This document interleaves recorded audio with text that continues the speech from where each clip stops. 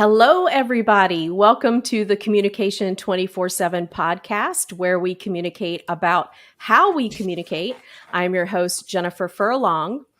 So today is pretty special in that it is the last interview episode of season 2. So I wanted to make sure that out of all of the interviews, I could bring in someone who is going to be of great service to my listeners. So you all know that the whole point behind the Communication 24/7 podcast is I like to provide information to anyone who is interested in becoming more competent and a more confident communicator.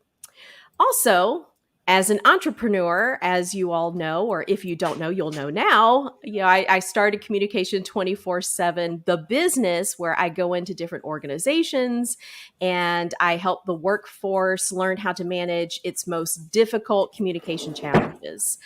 As an entrepreneur, I have had a lot of lessons learned this past year and a half. And one of those things as an entrepreneur, as many of you all know, because I have met so many of you who are also entrepreneurs, whether you are a consultant or a coach or you are in the finance area, if you are an artist, trying to start your own business, we're constantly told LinkedIn is where it's at. You can go into LinkedIn and communicate what your vision is, what your mission is, and try to connect with not only other entrepreneurs, but hopefully find your ideal client on LinkedIn. So that's why I have Daniel Alfon here. He is the LinkedIn expert, and he is also author of Build a LinkedIn Profile for Business Success.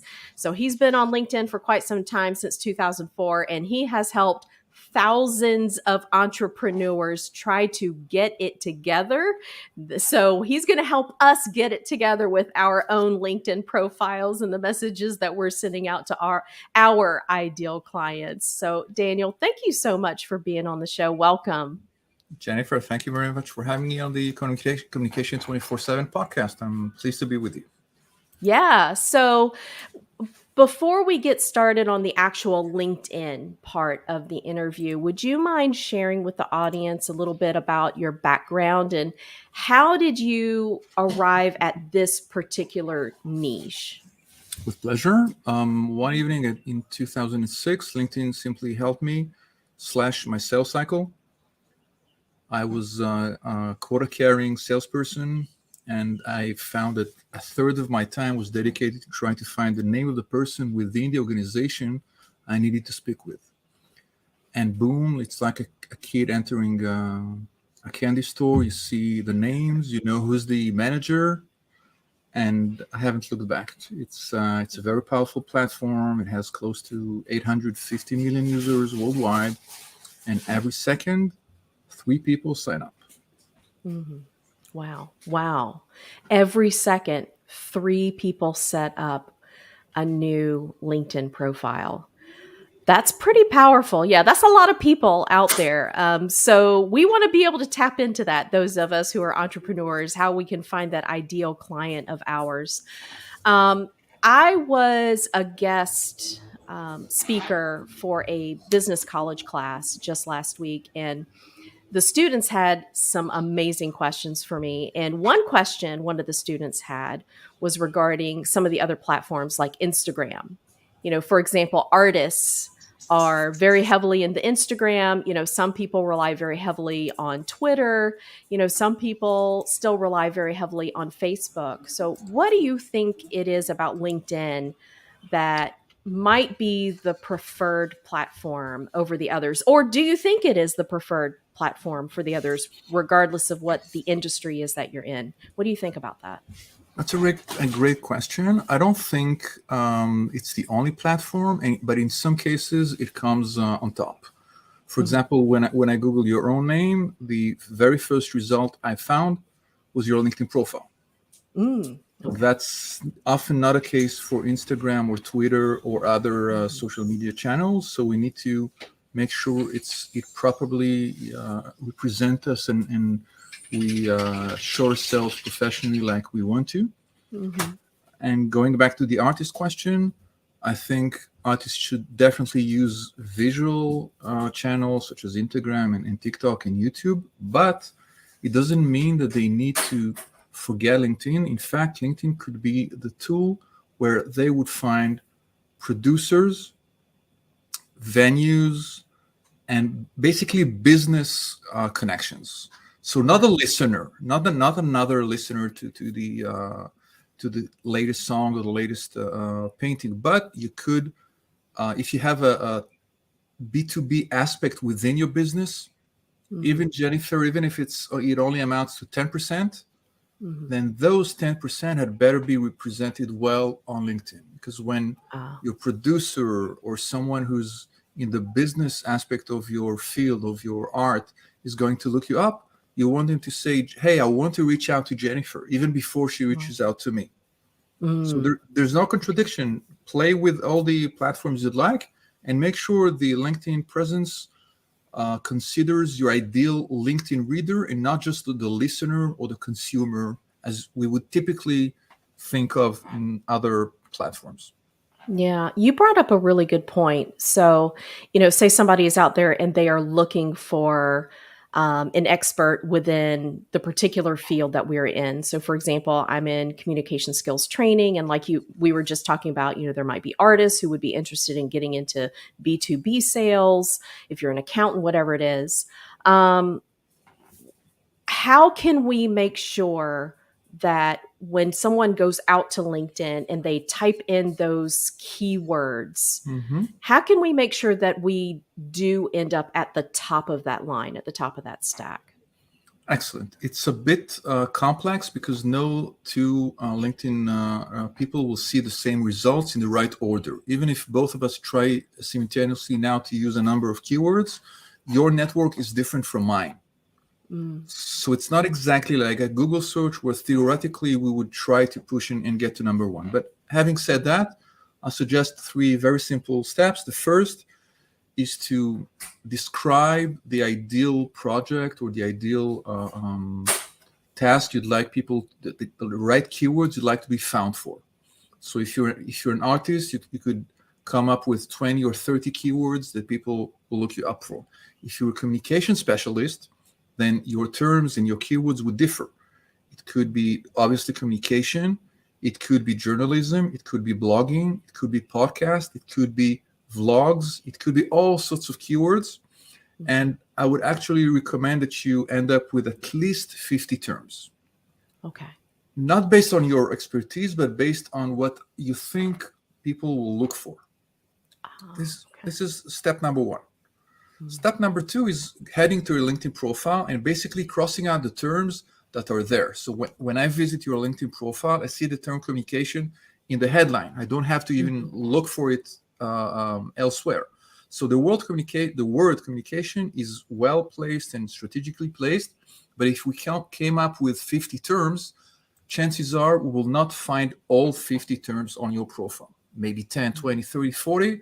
There will be a number of terms that will not be anywhere in your profile. And this is, Jennifer, where you stop and you say, okay, which of those terms is the most strategic one for me? What terms do I want to really to be inserted elegantly into my profile? Could we think of such a term? Is there any term you could throw to this discussion and we'll try to find what to do with it? How about conflict management? Excellent.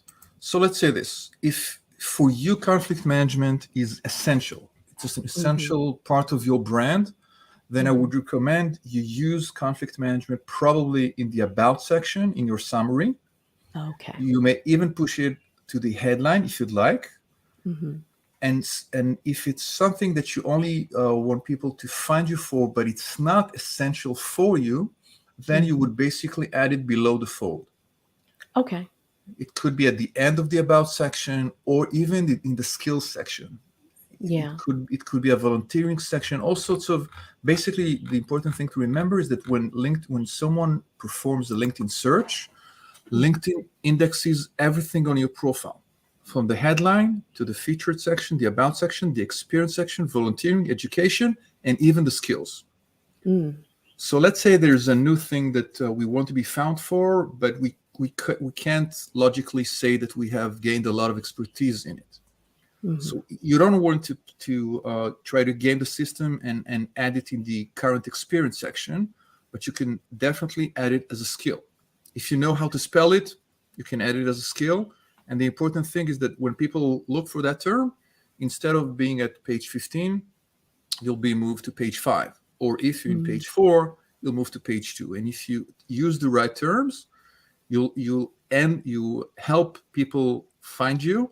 And if you want another quick idea about this, look at the terms you've written and try to run your own search with maybe half a dozen or 8 terms, and have a look or scan 3 or 4 other profiles.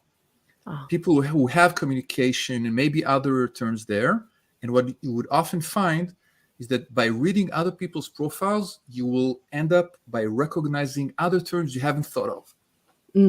Okay. Even if you had 50 terms, now you see another term and you say, yes, of course, that's a very good term. Have I added it to my profile yet or not? Right. And if you haven't, you basically thank the lady or the gentleman, you head back to your profile and you find the natural way for you to defend that term. Okay. You had mentioned something a bit ago, above the fold, and I'd like to just kind of zoom in on that for just a minute.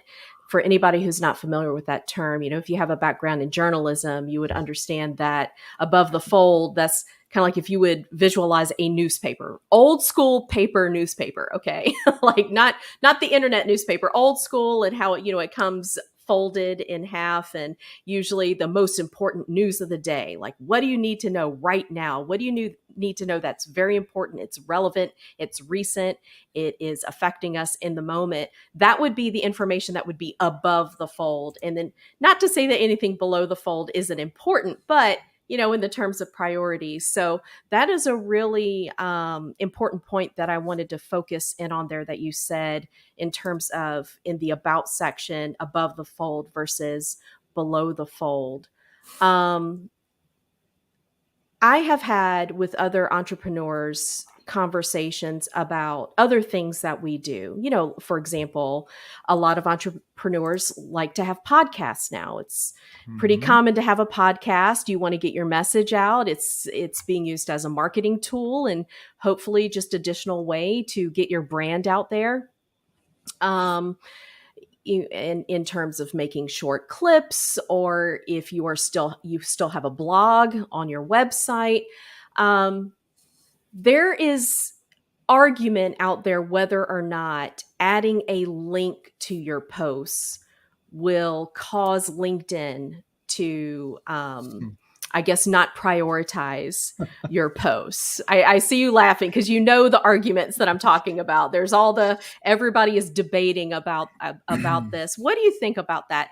As an entrepreneur, is that something that we need to worry about? Is that something that we need to consider, as we're posting our information? Well, what do you know about that? Cool. So it is a large debate, and what I would say is it depends on your content strategy and your network strategy. If you only have if your network is large and if you're sharing frequently, then you need to play and see what works for you. And we have to remember that LinkedIn the last thing LinkedIn wants is for people to leave the platform. Yeah.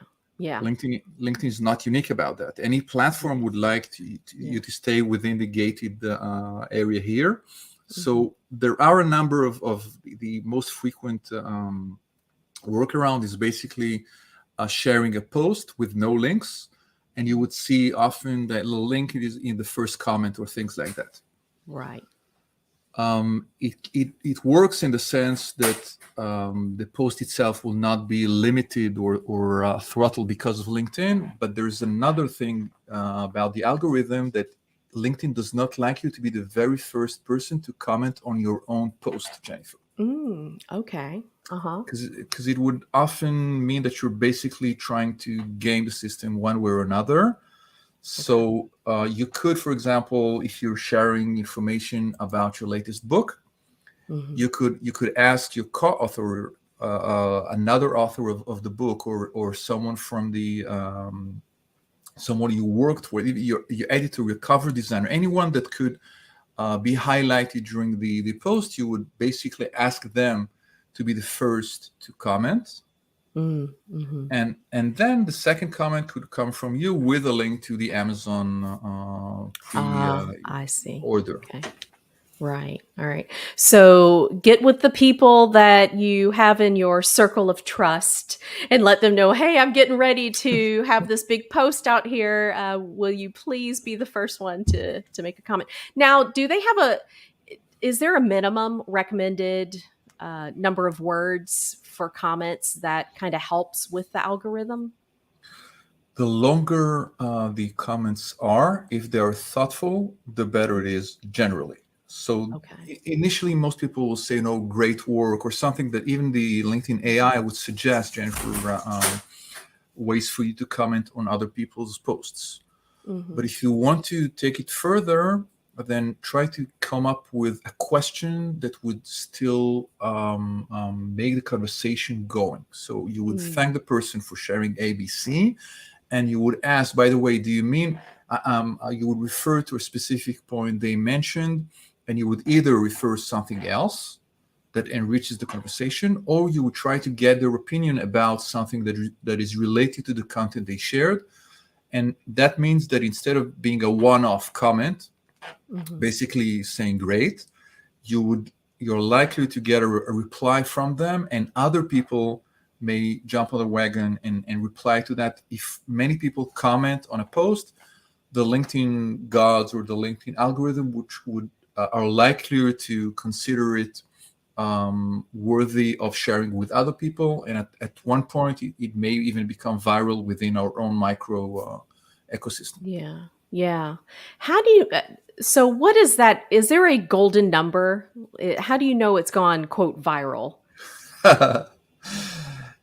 There's no formula. There were times I worked with clients who have spent enormous amount of time to try to have a meaningful post with the right A/B testing with images and headlines, and we can't really know, even if we try to plan everything in advance.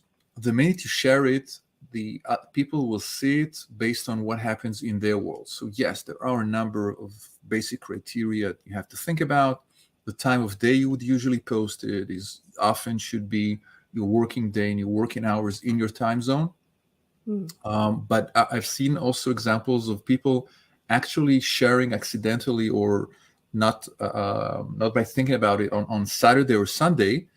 And because there's less competition on the weekend, their posts have actually gained a lot of traction. Right. Right. So at one point, you need to forget about the algorithm and stick to your truth and say, okay, does it weigh on you? Is it more difficult for you to try to wait for the right moment, or more are you more into a spontaneous mood? Would you like to comment on a real life event, news event? If something happened around you in the world and you'd like to comment on it, so newsjacking or referring to something that is happening now cannot wait for the ideal moment in the day after tomorrow. So you have to basically not only think about the algorithm, but think about your own content strategy.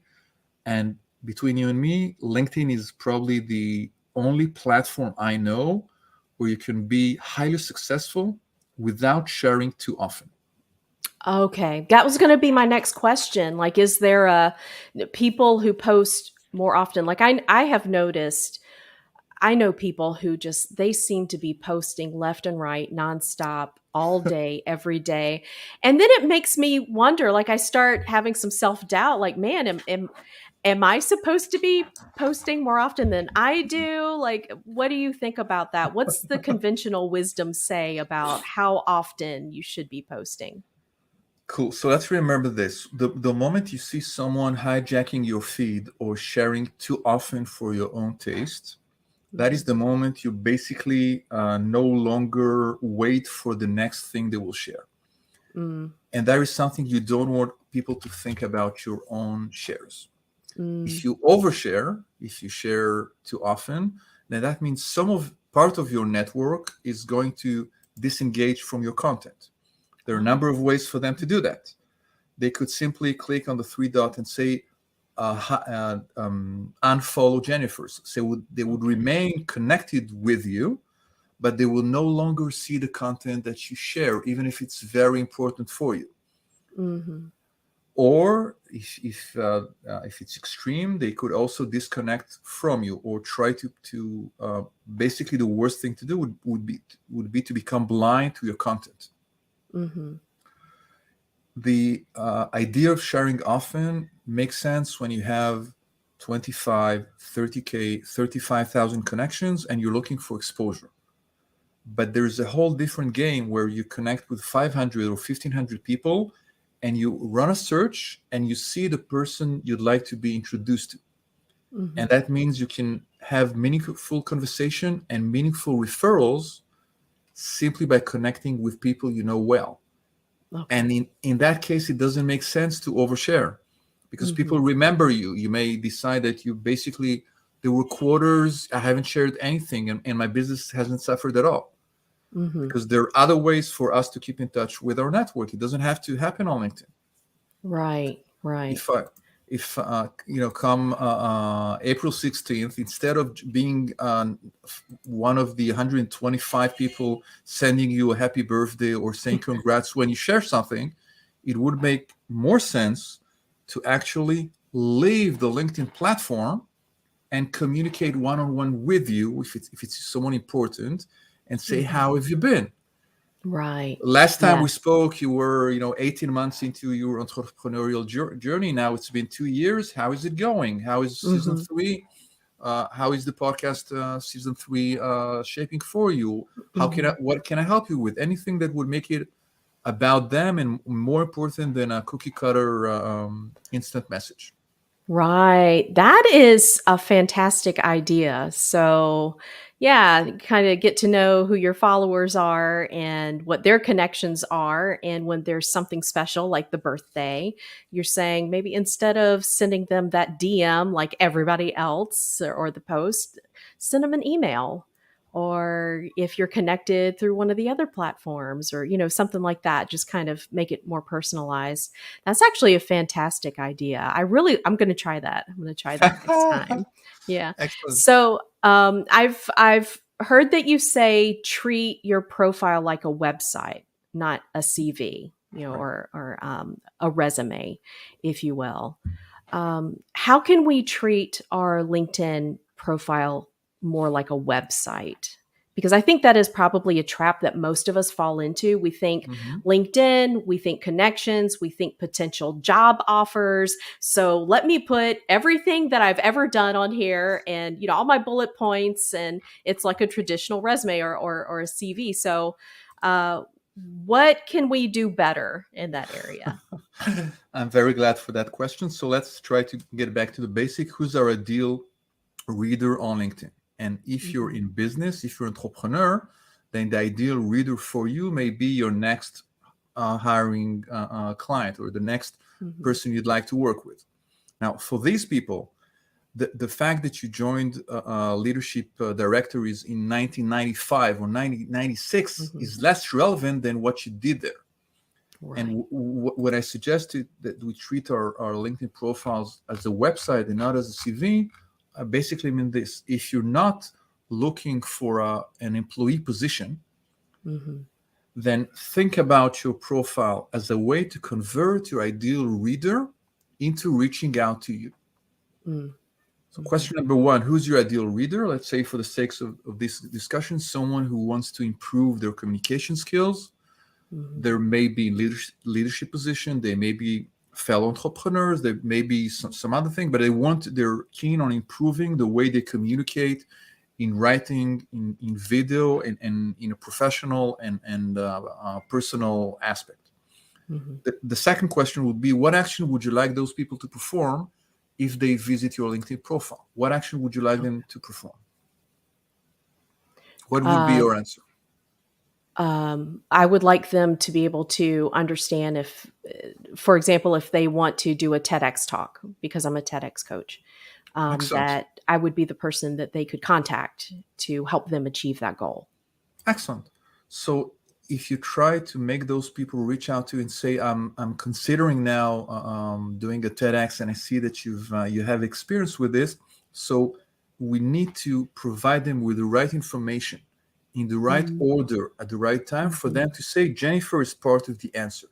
And I'd like to quote your profile headline, and right there it says TEDx speaker and coach.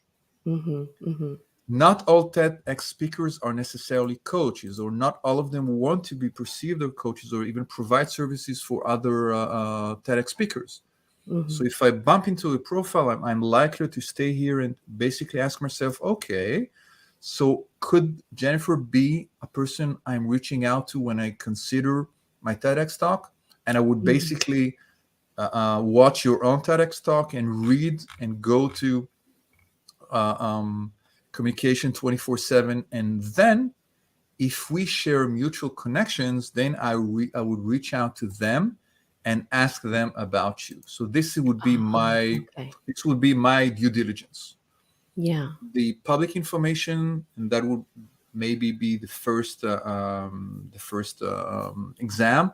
And there, imagine that I see two names, or I see someone that is a mutual connection for both of us. Let's say that Amy Scruggs is the mutual connection. Right. Because you interviewed Amy Scruggs and you discussed the difference, among others, the differences between men and women, about risk taking and our perception of risk and what would happen if we do this or we do that. Then I'm pretty sure that if I reach out to Amy and I ask her about you, she would love to make the introduction.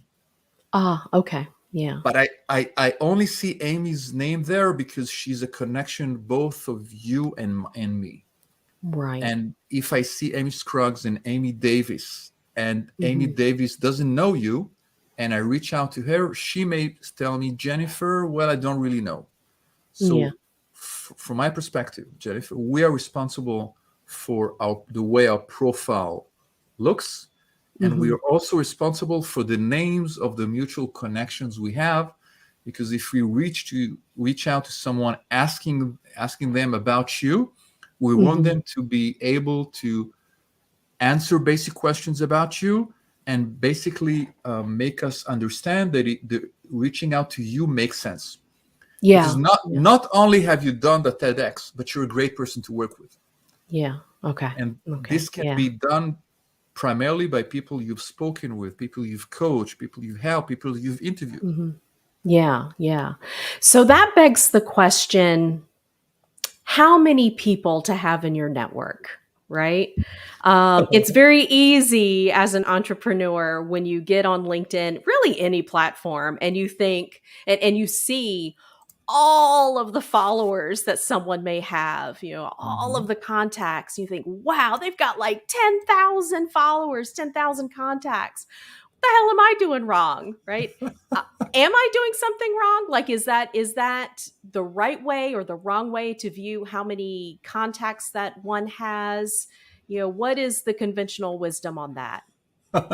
I'm very glad you brought it up. And there are actually two questions. So I'd like to start with the second one.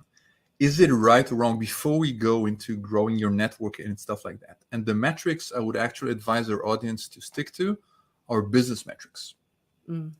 Let's go back to the TEDx potential TEDx speakers.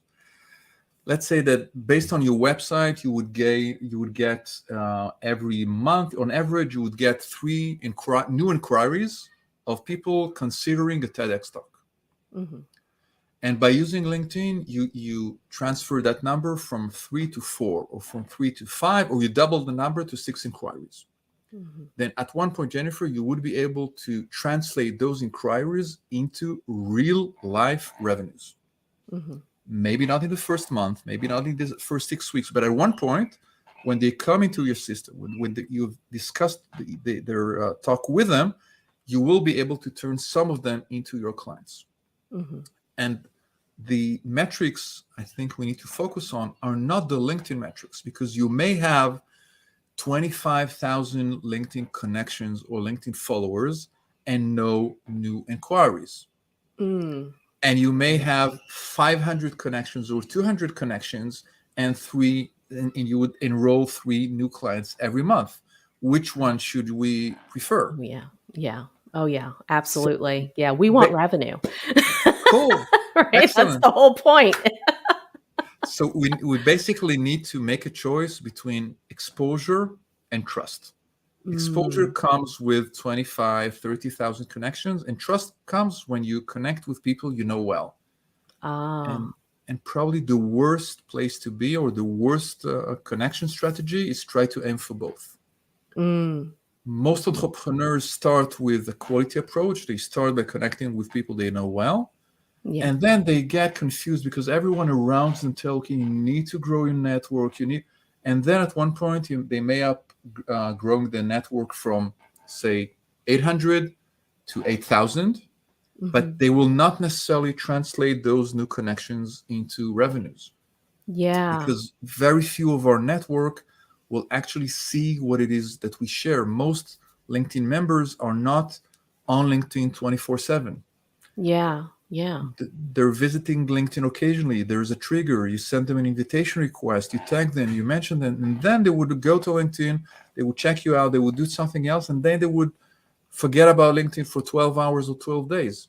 So it's Mhm. not the exposure is often overrated. It only Mhm. starts working when you have 30,000 connections. So if you have 30,000 connections, you have even if only 2% of your network are likely to see what it is that you share, it's still a significant amount.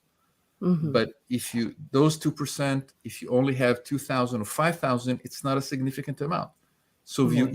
you've managed to pollute the quality of your network, and you gained only marginal exposure. Pick one, Mm. either quality or quantity, and ask yourself, if I had to pick one in 3 years' time, would I like to be the most connected, or would I like to be the best connected? Yeah.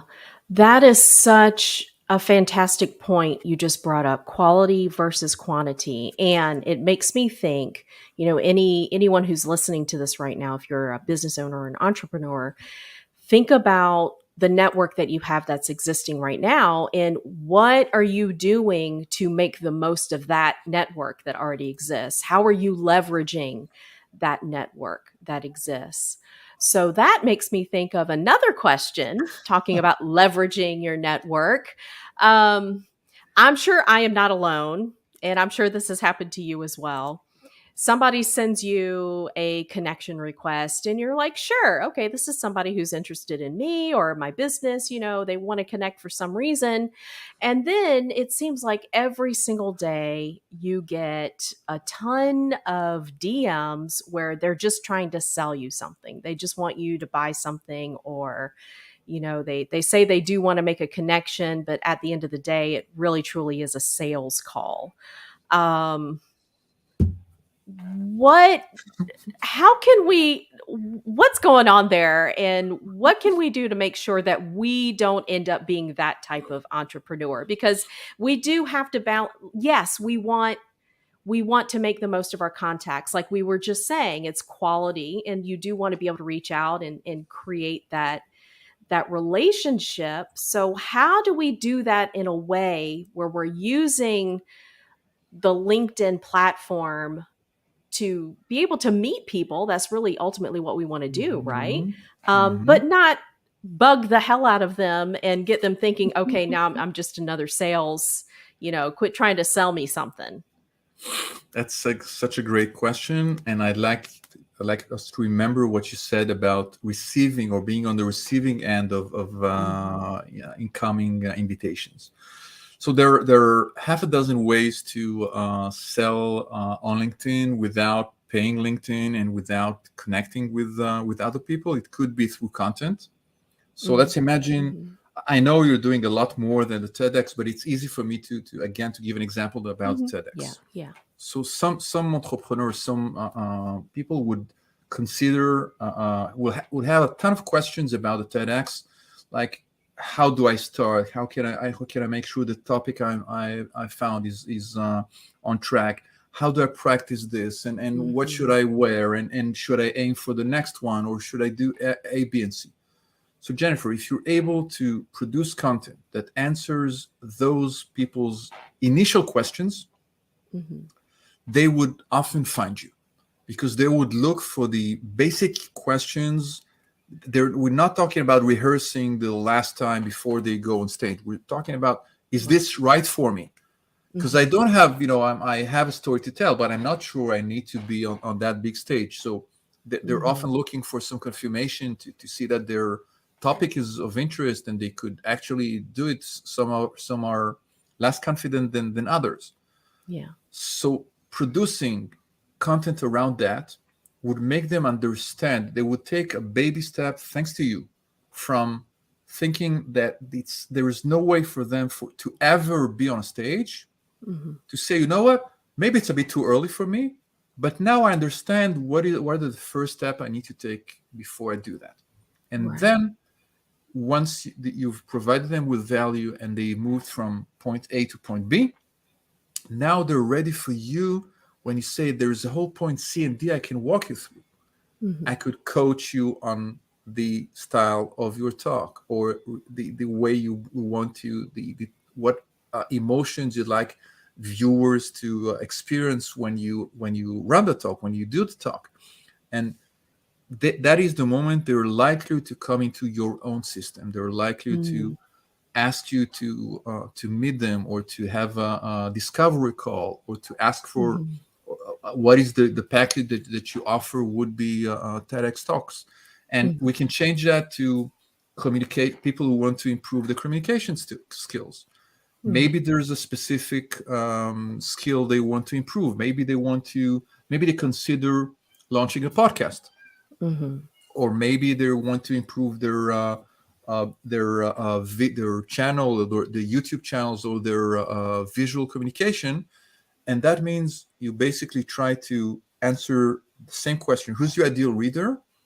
And the content that works best on LinkedIn, from my experience, is top of funnel, educational, and if possible, evergreen. Okay. So the questions we've asked so far, they're not technological. Okay, it's not about the latest mic that you could use, but basically, is this for me, and what will be the first steps I need to consider before I know that I am able to do that TEDx talk, or to launch my podcast, or to write that book, or whatever comes to mind. Even curating content around those questions is a great way for people to discover you. And I'll mention very briefly another way. If you connect with people you know well, Jennifer, you basically run a search, and you focus only on the second degree contacts. And you can even start by saying only the ones that are based in Georgia for now. Right. And only those who have the term manager, or the term podcast, or book, or any criterion that you'd like. And you end up with, and you find 3 or 5 or 15 people. And if you know your network well, that is the moment you need to leave the LinkedIn platform to communicate with that person, and basically ask a very simple yes/no question. Do you know that person well? I'm interested in speaking with Jane Doe. I saw that you two were connected. Do you feel confident or comfortable enough making the introduction? And you need to make it easy for them to say no and to reply. Because even if the answer is no and they reply, then you're able maybe to leverage it and to ask for something else, or to continue and to go and ask someone else to make that introduction. Right. If you have a reply, then you're gold. Ideally, the reply would be, of course, I'm going to speak with her next week. What would you like me to say, Jennifer, when I speak with her? That's the ideal answer. So connect with people you know well, run a search, and identify the person or people who could make the introduction for you, and try to make sure they feel comfortable doing it. They know the person well enough. They know how to represent you, or you can provide them with a question you'd like them to ask the influencer, or the person you'd like to reach out to. Right. Yeah, that is fantastic. That is such a great suggestion and useful, not only for entrepreneurs, but I would imagine anyone looking for a job, because that's just huge on LinkedIn as well, of course, just trying to make those connections and get that next job that you want, looking up what those second connections are and then asking if they could make an introduction. That's brilliant. Um, that makes me think about, so we have our personal profiles, right? Yes. And this is a conversation that happens often with entrepreneurs. Mhm. You are the brand versus your company or your business as the brand. And so LinkedIn, you do have the opportunity. Of course, we have our personal profiles, but then you also have the ability to create your company page. Right. I know from personal experience, I don't really focus on my company page as much as I do my personal page. So I can't really speak to the effectiveness of my Mhm. my company page because I really don't invest as much time and effort into it as I do my personal page. But what is the suggestion for entrepreneurs, businesses, personal versus the other, company type pages? Is one better than the other? Should we have both? What should we do in that case? Excellent. Can I make life easier? Absolutely. We love making life easier. Please. Excellent. So set up the business page, set up the page, and focus on your individual profile. Okay. Yeah. Okay, and why is that? Because your own Communication 24 LC page Hmm. has less than 10% of your individual followers, and Right. that would be the case Okay. for most entrepreneurs. Hmm. If you're running a business and you have thousands of employees, then the page has a lot of weight. But if you're Hmm. running, if you're a solopreneur, if your staff and your team are 10, 20, 30 people, forget about the page. Do set it up because it would end up by providing you with a logo that would be represented on your individual profile. But Right. no one will use that page. Everything will go through your individual profile. Okay. Forget about the page. Just set it up, and every 6 months, check it out. And if there's something that needs to be Hmm. updated, and maybe share twice a year, that would be enough for most people. Your profile is the vehicle for your lead generation. Okay. All right. Thank you for that. I feel like I have permission now. I can don't worry so much about the content on your company page. And I guess that's normal for everybody across the board, right? The company pages just don't receive as much attention as your personal profile Yes, pages. Hmm. absolutely. On LinkedIn, your profile is way more important. And just imagine the Hmm. difference. Say I had a choice. I could follow your company page or I could connect with you as an individual. Hmm. What information would you gain if I follow your page? Basically Mm, nothing. And it's just right. like Yeah. when you list your book, so I can go to Amazon and Hmm. buy Cracking the Reach Code, Hmm. Hmm. but the customer information will be held by Amazon. You will not have access to my email even if I buy the book. That's right. Yeah. Whereas if I connect with you as an individual, by default, I would Hmm. get access to your email address, and you would also get Hmm. access to mine. So your individual Okay. profile is way more important than the page. Right. Yeah. Um, that is I'm so happy that you gave us permission to not worry about because that is such a sore point. It creates so much anxiety and stress for so many business owners that I know, and it's one of those conversations that we have over and over and over again. I understand that you also talk about different myths of LinkedIn. Would you mind sharing with the audience what are some of the most common myths that we need to know about LinkedIn? With pleasure. In fact, we already covered a few of them. So I'll Okay. mention briefly five of the main myths on LinkedIn. The Mm. first is the profile versus the page. Yes. Set Hmm. up the page and forget about it. And Hmm. the important element is actually your own LinkedIn profile. The second is quantity versus quality. Yes. Yes. And we mentioned that when we discussed the importance of your network. You could gain a lot more revenues thanks to 300 engaged people you know, rather than 2,000 or 6,000 people who know nothing about you and could not recommend you to anyone. What we haven't mentioned, and I'd like to bring to this conversation, is content versus advertising and time versus money. Yeah. So content LinkedIn is a great powerhouse for you to share content, ideally content that resonates with your audience. Again, if I'm considering writing a book or becoming a TEDx speaker or improving my communication skills in one way or another, that content is likelier to make me discover you than advertising. Okay. And if I had to pick one between time and money, I don't think you need to spend money on LinkedIn. I don't think most people need a premium account, but they do need to invest some time and to understand how the LinkedIn platform works. And that requires time for them to see what's under the hood and play with it and see how they can leverage the platform. And remember that LinkedIn is here to serve us and not the other way around.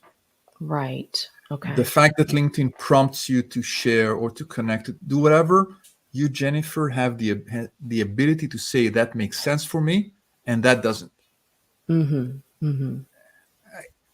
The third element we briefly discussed is I think, treating your LinkedIn profile as a website and not as a CV. Yeah.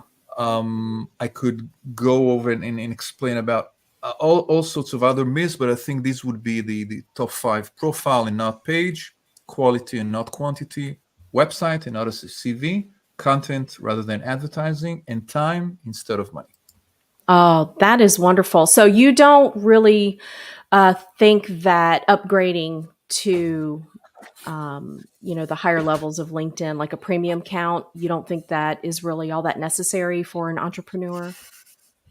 I think the moment you see the limits of the free account is the moment you need to start considering this. But the Okay. free platform is so overwhelming, confusing, counterintuitive, and not user-friendly and rich that it will take most entrepreneurs a lot of time to understand how the system works. And if they start by upgrading, they're often not able to actually leverage what they were getting. They do get something, but when is the time we can appreciate it? Once we've hit the walls of the free account. And that means we've invested a lot of time. And now I know that if I have a premium account, then instead of doing A, B, C, I could do D. That's fine. But if you only start using the platform and you upgrade, you will not be able to leverage the premium subscription that you've paid for. Wow. That's really valuable information right there. And that's a smart way to go about it. So don't feel like if you are a new business owner, a new entrepreneur, that you have to rush into it and start spending that, I think is what, like $60 a month or something like that on the premium account. Give yourself some time, learn how to leverage what's available to you right now. And Daniel, you have given so much great advice for anyone who, not only someone who's just starting out on LinkedIn, but for old veterans like myself. We've been on there for quite a number of years and we're still exploring, still learning, still trying to figure this thing out. So I appreciate so much the information and the wisdom that you have shared with us. Is there anything else that we have not had a chance to cover that you think, just one last thing also, make sure that you know or understand this about LinkedIn? Maybe one quick thing would be to consider asking someone to look you up on LinkedIn. Okay. And to share their thoughts with you. So what do they think about what they see? Ideally, it would be someone you're not necessarily connected with. Okay. So they would tell you that they like the banner because they're able to see the book cover on the right. They see your name up front and center. It communicates well with your profile photo. And now they'll mention something about the headline. Okay. And if they ask you questions like, what do you mean by A, B, C, or D? It's very tempting to try and address their questions and answer them. But the purpose of interviewing them is try to understand what's understood by others. Right. And if three people ask you about the same thing, instead of trying to only to explain to them, you head back to your profile, and that term may be downgraded in a way. You mentioned above the fold earlier. It doesn't mean that we need to kill it. But initially, when people see a term they are not necessarily familiar with, they're likely to say, okay, maybe it's not a right fit. Maybe it's not exactly what I'm looking for. So try to be as simple as possible when people scan your profile. And the terms you want to be found for can be buried down in some past experience where people would find it without jeopardizing the clarity of your message. Yeah, that's fantastic. So we're here talking about communication. So think about that LinkedIn profile and what it is communicating to your ideal audience. And I really like that idea of having somebody or a few people go out there and look at it. And what are those common questions? Because then that's giving you an indication that your message is not being communicated quite as clearly as you had probably initially hoped. So that's a fantastic way to go about that. All kinds of great golden nuggets throughout this conversation regarding what we are hoping to communicate about ourselves and how we can use LinkedIn to communicate with one another, reach out, increase our networking, but also the quality of the networking that we have going on out there. That's just fantastic. Daniel, how do we contact you? Anyone out there who is interested in getting some additional help with their LinkedIn profile, how do they get in touch with you? With pleasure. The best thing to do would be to head to danielalfon.com, ALFON, and they would see all sorts of downloads and guides and articles in the store. And they only have to mention Communication 24/7, and I'll be glad to help. Oh, wonderful. I'll make sure that all of that will have links in the show notes as well. So it'll be nice and convenient for everyone to be able to just click on the link and make sure that you get in contact with Daniel with all of those questions that you have regarding LinkedIn. Again, Daniel, thank you so much. This has been incredibly informative. I know that there are some things that I'm going to immediately start working on with my LinkedIn profile right away. And I am sure that anybody who is watching this or listening to this later on, they are also thinking you've got the wheels turning now. So yeah, I think that's a wonderful thing. Thanks again. Thank you very much. It's been a pleasure to speak with you, and I look forward to discover season 3 soon. Absolutely. All right, everyone. Thank you so much for joining us. Make sure to leave a comment or ask a question. And at some point, we'll be able to have you become a part of the conversation. We'd love to answer any questions that you have. Until then, stay tuned. Next week, new episode coming out, of course, always on Mondays. So take